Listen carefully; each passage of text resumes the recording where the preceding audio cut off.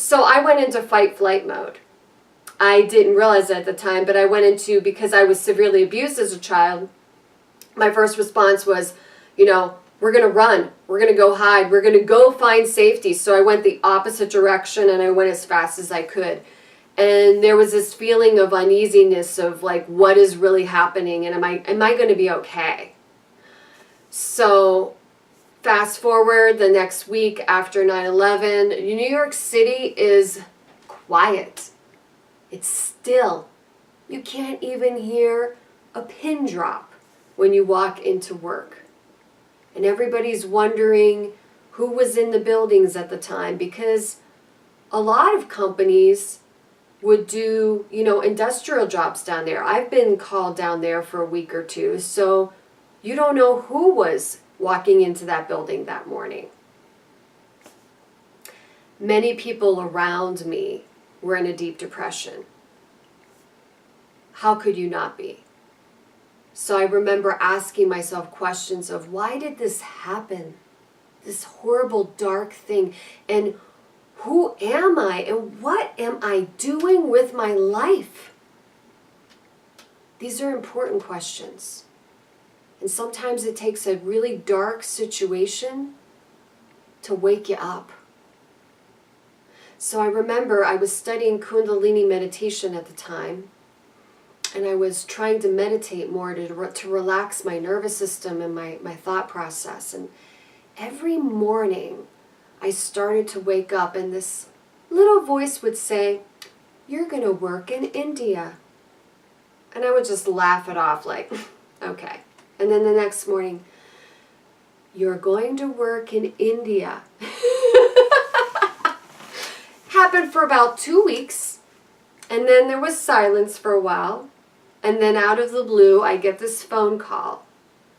And my name was put in the pot for a job, a really good job, with the Billy Graham Association.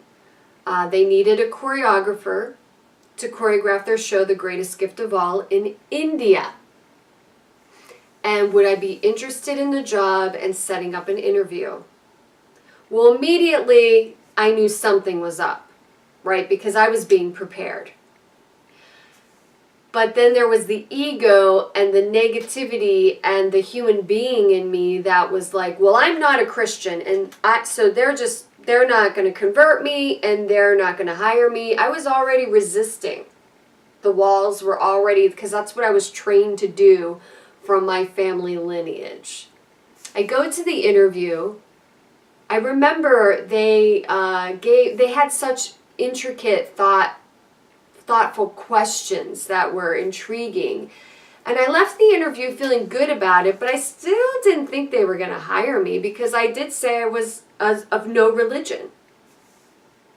So when I was hired, I was a little baffled. And the only thing that I could think of was like, well, I guess they're going to try to convert me, when we're having our dinner meetings. And once again, my wall was up. Now you have to understand, I had some serious issues with God and religion at the time. I write about this in my book, Victim to Victory. So India, there were so many spiritual lessons I learned. But the one message that was clear was these people had no intention of changing me. What they did do was they saw me. They saw my authentic self before I could. They saw my light and they saw my truth. And they embraced me and they supported me. And that work situation was a paradigm shift. It started me on a spiritual path that slowly, very slowly led me to Christ consciousness. And I think it's important to hear stories like this, because when I'm working with people on trauma and I'm working with people in discovering their self-identity, I don't really bring up this story or Christ. I don't need to. they're going to find their light. You're going to find your light. What's important is to heal this computer chip. When we heal the mind, it's so much easier to see the light. And that's my mission with my talks and my mental health care programs. They work, and there's science to back them. And our younger generation deserves better programming than what they're getting with talking about the story and the pills. Those are two things that I didn't do if you read my book. I didn't do those things to heal PTSD and severe childhood abuse.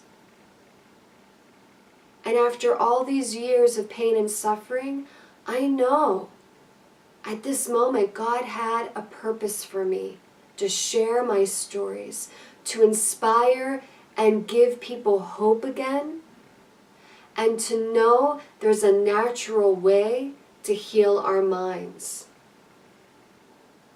Heal yourself, heal the world is truly my message. If you would like to be a part of that message, if you would like to bring me to your facility, your university, to give a talk, email me. I would be honored to give you a free PDF file of my book so that you can truly see and read the power of Eastern sciences and what happens when you go from severe trauma, brain damage, broken completely inside, to rewiring it all and becoming who I am right now. I'm an example that if I can do it, anyone can do it. Many blessings.